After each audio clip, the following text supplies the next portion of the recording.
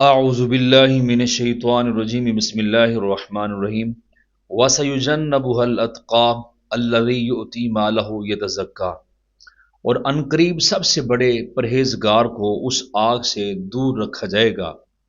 جو اپنا مال دیتا ہے تاکہ اسے پاکیزگی ملے،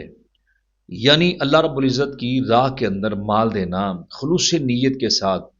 اس نیت سے نہیں کہ لوگ مجھے بڑا سخی کہیں کہ یہ بڑا اللہ کی راہ میں سخاوت کرنے والا ہے، یا ریاکاری کی نیت سے نہیں، مقصد ایک ہی ہے کہ اللہ راضی ہو جائے، پاکیزگی ملے۔ اب اس سے مراد مفسرین فرماتے ہیں کہ سیدنا صدیق اکبر رضی اللہ تعالیٰ عنہ کی ذات اقدس ہے، اور مفسرین نے یہاں پہ 6 فضائل بیان کیے ہیں سیدنا صدیق اکبر رضی اللہ تعالیٰ عنہ کے۔ سب سے پہلی فضیلت یہ ہے کہ دنیا میں ان سے کوئی گناہ سرزد نہ ہوگا، دوسری یہ ہے کہ انہیں جہنم سے بہت دور رکھا جائے گا، تیسری یہ ہے کہ جہنم سے دور رکھے جانے میں ان کے لیے جنتی ہونے کی بشارت ہے،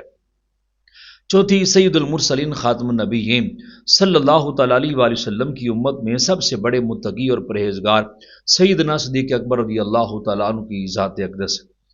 اور پانچویں حضرت ابوبکر صدیق رضی اللہ تعالیٰ عنہ کے تمام صدقات اور خیرات جو ہیں وہ مقبول ہیں، اس لیے کہ رب العزت نے قرآن پاک میں بیان فرمایا ہے۔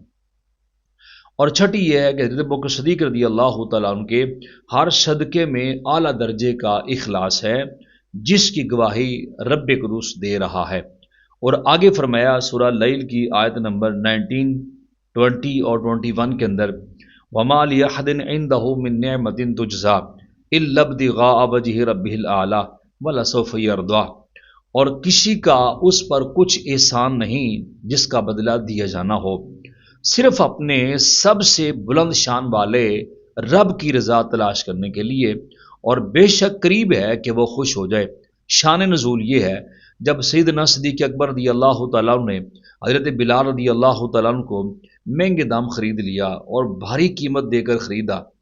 اب کفار بڑے حیران ہیں اس معاملے کے اندر کہ بلال کی اتنی قیمت نہیں ہے جتنی حضرت صدیق اکبر نے دے دی ہے۔ اب باتیں ہو رہی تھیں، اب کسی نے کہا کہ ہو سکتا ہے کہ بلال کا کوئی احسان ہو ابوبکر پہ، اس لیے اتنے پیسے دے کر خریدا ہے۔ اب جب انہوں نے آپس میں یہ بات کی ہے تو اللہ پاک نے قرآن پاک نازل فرما دیا، فرمایا اس پر کسی کا کوئی احسان نہیں ہے،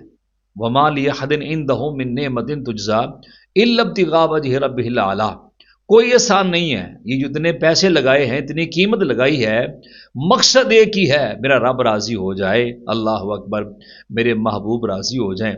اور نبی کریم صلی اللہ تعالیٰ علیہ وآلہ وسلم کی شان اقدس میں اللہ پاک نے سورہ الضحیٰ میں فرمایا،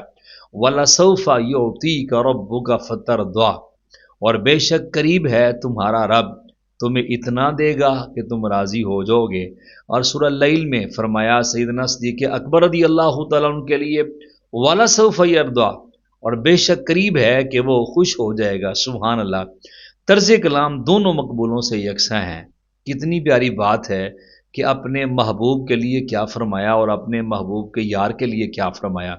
تو یہ سیدنا صدیق اکبر رضی اللہ عنہ کی شان اقدس ہے جو اللہ پاک نے قرآن پاک میں یوں بیان فرمائی ہے۔ اللہ پاک کی مقدس بارگاہ میں دعا ہے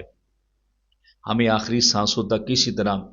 ذکر کرنے اور ذکر سننے کی توفیق عطا فرمائے، اور اللہ پاک دنیا اور آخرت دونوں میں ہمیں کامیابی اور کامرانی عطا فرمائے۔